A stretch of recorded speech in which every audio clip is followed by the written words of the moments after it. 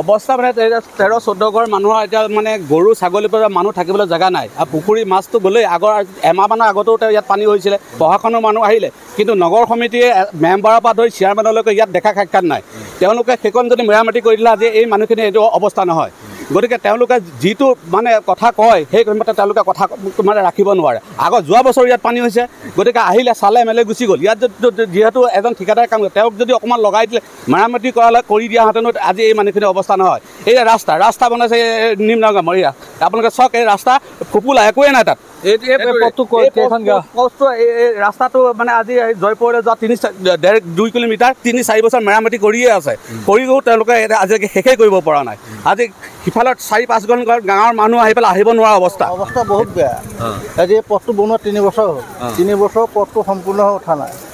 আজি পানীৰ অৱস্থাটো কি হৈছে পানীৰ অৱস্থাটো হাহাকাৰ ইফালে গাড়ী পাৰ কৰিব নে সিফালে পাৰ কৰিব নে আপোনাৰ এইফালে ফলনা গাঁও হৈ ঘূৰি যাব নে আমাৰ এইটো মেইন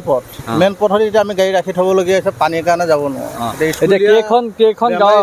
কেইখন গাঁও আচলতে পানীয়ে প্লাবিত কৰিছে প্লাবিত এতিয়া আপোনাৰ এখন হ'ল আপোনাৰ মধ্যচত্ৰং এইফালে জয়পুৰ পদ্মপুৰ